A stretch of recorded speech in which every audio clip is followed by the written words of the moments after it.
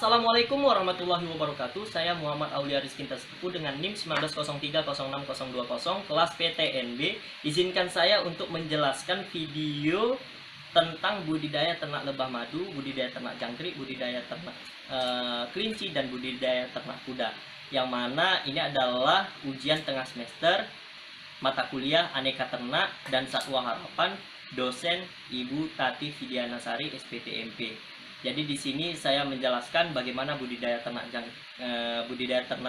lebah madu terlebih dahulu. Di sini kami mengunjungi budidaya ternak lebah madu Dokan. Nah, di sini kami menjumpai peternaknya ialah Bapak Antonius Sembiring. Jadi kami jumpai beliau, kami nanya, apa sih nama peternaknya? Jadi peternakan itu bernama budidaya ternak lebah madu Dokan. Jadi di sini kami mengunjunginya itu di alamat Jalan Merek, Simpang Dokan, Kecamatan Merek, Kabupaten Karo, Provinsi Sumatera Utara. Nah, jumlah ternak yang sudah diternakkan itu ialah 145 koloni. Jadi dalam satu koloni itu ada 1000 lebah. Jadi ada 1000 lebah itu berupa ratu lebah, jantan, dan pekerja lebah yang ada di dalam 1000 lebah. 1000 lebah dikali 145 koloni adalah 145.000 lebah. Jadi di sini bagaimana membudidayakan ternak lebah versi dari Pak Antonius Sembiring ini, versi berupa manajemen kandangnya. Jadi kandangnya itu ada 145 stuk. Jadi di sekeliling kandangnya itu berupa pakan. Pakannya itu ada pakan kaliandra, ada bunga kaliandra, bunga raya atau bunga kopi. Jadi jenis-jenis pakan yang diberikannya itu ialah bunga raya, bunga kaliandra, dan bunga kopi. Mengapa seperti itu? Karena kandungan nutrisi oleh bunga raya, bunga kaliandra, dan bunga kopi itu sangat bagus kawan-kawan. Berisi vitamin, protein, yang mana NE, serat kasar, dan BK-nya itu sangat terpenuhi jika diberikan pakan kepada lebah madu. Nah, bagaimana keuntungan yang diperoleh oleh Pak Antonius Sembiring ini kawan-kawan? Nah, keuntungan yang diperoleh itu 20 juta per bulan nih kawan-kawan. Mengapa kok besar nih kawan-kawan? Itu sebenarnya kecil kawan-kawan, karena 20 juta itu pendapatannya pada saat pandemi COVID-19. Sebelum pandemi COVID-19 pendapatannya itu ada 45 juta per bulan. Nah, itu keuntungan yang sudah kami kalkulasikan menurut dari video yang sudah kami upload di channel saya. Jadi sistem perkandangannya itu bagaimana kawan-kawan? Jadi sistem perkandangannya itu 45 cm dikali 60 cm. Itu berupa ada sistem perkandangan kayu dan sistem perkandangan berupa beton. Jadi mengapa alasan Pak Antonius Sembiring ini melakukan perkandangan melalui beton?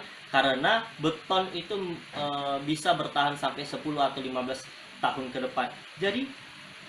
Jadi apa sih kendala yang dihadapi oleh peternak Pak Antonius Sembiring ini terhadap ternaknya? Kendalanya itu semut menyerang ternak, semut menyerang lebah. Apanya yang serang? Mengambil nektar atau madu yang sudah dihasilkan lebah.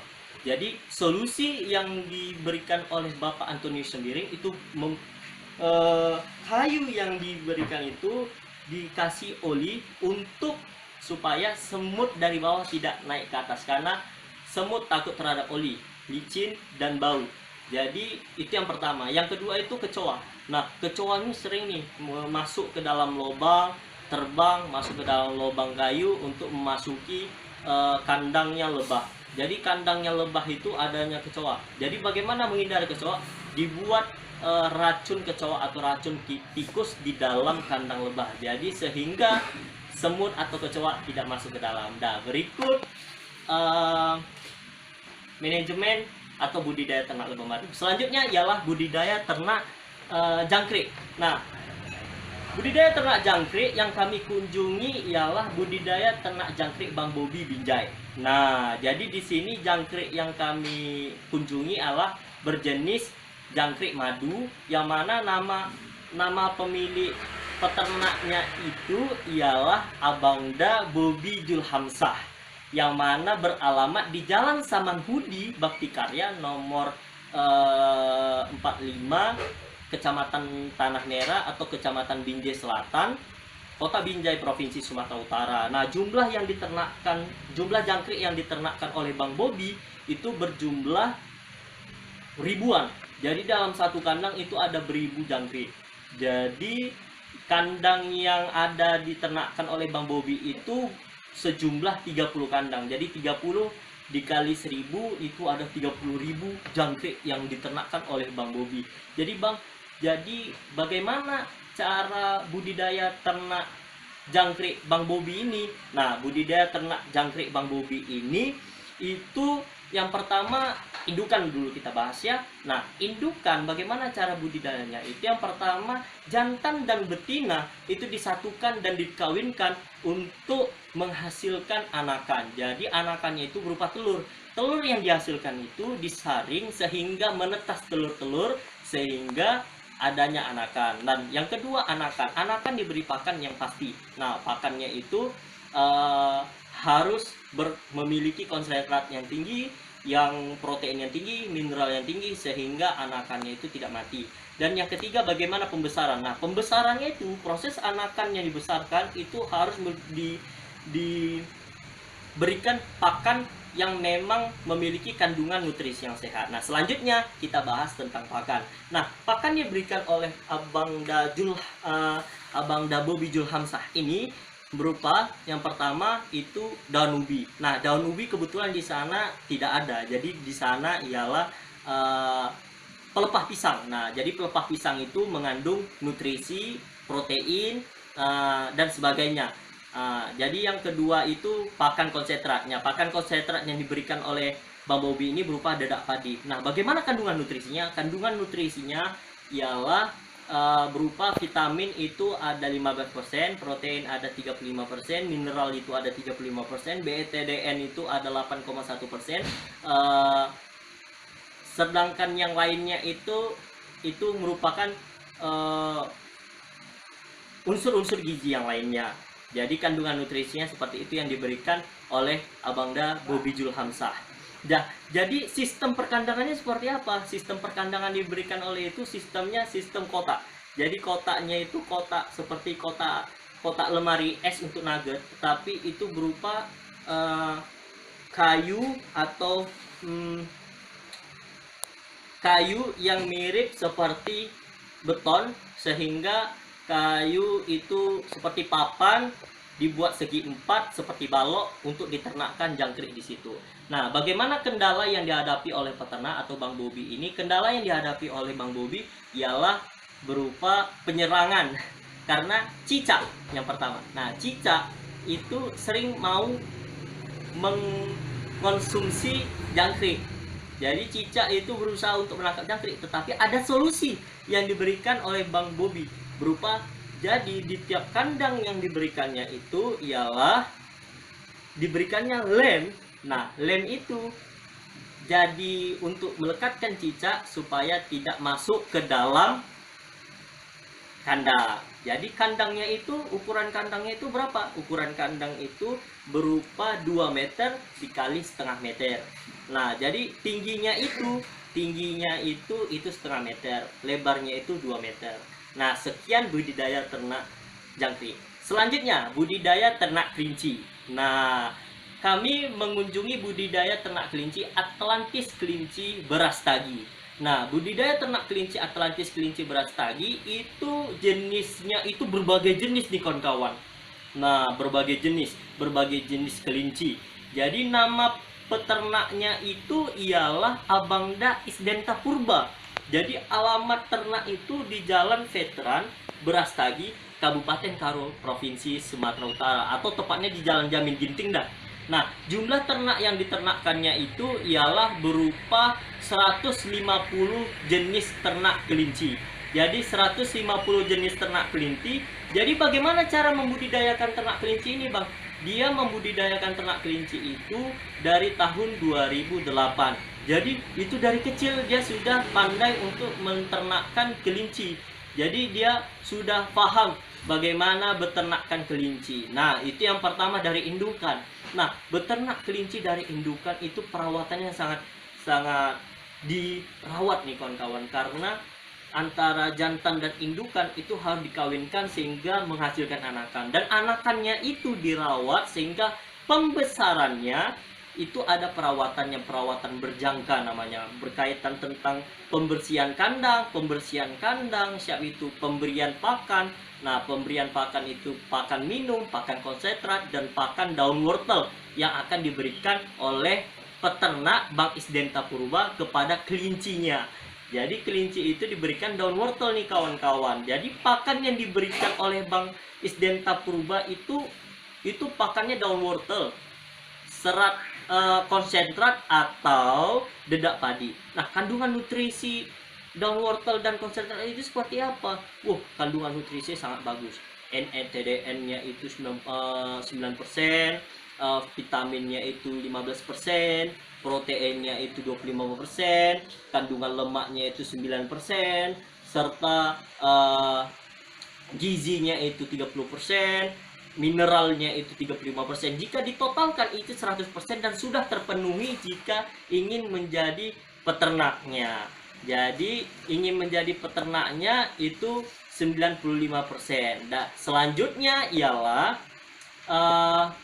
bagaimana sih ada nggak kendala yang diberikan oleh Bank Isdenta Purba? Nah, kendala yang dirasakan oleh Bank Isdenta Purba yang pertama kali pada tahun 2016 itu anjing masuk ke dalam kandang tersebut, sehingga anjing tersebut memakan anakan kelinci yang kecil-kecil, sehingga itulah menjadi hambatannya berupa anjing.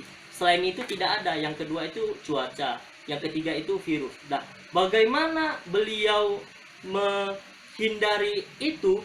Selanjutnya ialah budidaya ternak kuda. Yang kami datangi ialah budidaya ternak kuda rezeki ternak mandiri yang dikelola oleh peternak yang handal, yaitu Bapak Supratman sebagai pemilik peternakan rezeki ternak mandiri yang terletak di Jalan Petran, Desa Jarang Muda, Kecamatan Brastagi, Kabupaten Karo, Provinsi Sumatera Utara.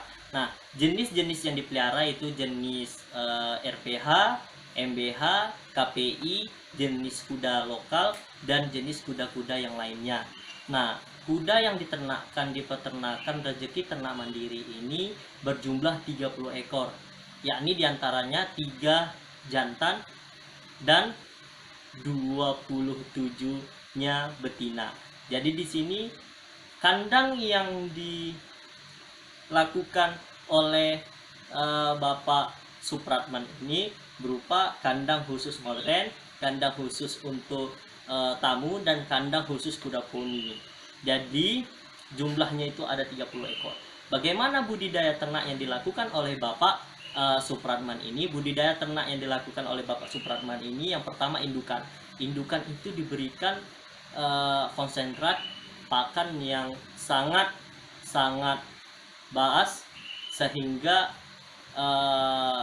tenaga dari indukan untuk kawin, untuk menghasilkan susu, untuk tunggangan itu sangat kuat. Yang kedua itu anakan. Anakan harus diberikan susu oleh indukan. Nah, susu ini susu yang dihasilkan oleh indukan atau ternak susu kuda. Jadi di sini anakan diberikan konsentrat atau diberikan pakan yang bagus. Nah, pakan itu berupa daun wortel atau rumput ladang atau pelet atau dedak padi yang akan diberikan kepada anakan. Yang selanjutnya bagaimana pembesarannya? Pembesaran yang dilakukan oleh peternak Pak Supratman ini yaitu dengan melakukan tahapan-tahapan yang intinya bisa membesarkan kuda dengan baik. Jadi perawatannya harus baik, perawatan kandangnya harus baik, perawatan pakannya harus diberikan secara terurut. Nah, bagaimana sih kebutuhan protein atau kebutuhan nutrisi ternak untuk di setiap fase-fase pertumbuhan?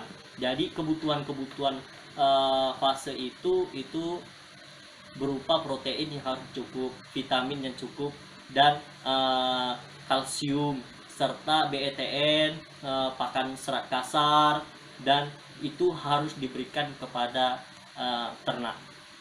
Jadi bagaimana sistem perkandangannya? Jadi kandang di situ ada 3 nih kawan-kawan. Yang pertama kandang utama, yang kedua kandang modern, dan yang ketiga kandang untuk pacuan. Jadi kandang utama itu di depan, kandang modern itu untuk kuda poni, dan kandang pacuan itu untuk kuda pacu atau KPI. Nah, jadi di situ bagaimana sih eh, pakan yang diberikan oleh peternak? Pakan yang diberikan oleh peternak itu daun wortel, dedak padi, pelet. Nah, itu kandungan nutrisinya sangat bagus, baik itu BTN atau sebagainya. Itu kandangnya itu sangat bagus. Jadi kami bertanya nih, bagaimana kendala yang dilakukan oleh peternak atau dirasakan oleh peternak? Kendalanya itu yang pertama itu musiman atau penyakit. Jadi kuda itu berpenyakit nih kawan-kawan. Jadi penyakit kuda itu diberikan obat mah, kombetrin atau paracetamol atau sebagainya untuk obat-obat mahnya. Jadi obat cacing yang sudah ada di dalam kuda itu ada obat khususnya di dalam video kami. Jadi baik, ini saja video yang saya jelaskan, lebih dan kurang lengkap apa tidaknya saya mohon maaf. Kepada Allah Tuhan yang Maha Kuasa saya mohon ampun. Terima kasih. Assalamualaikum warahmatullahi wabarakatuh.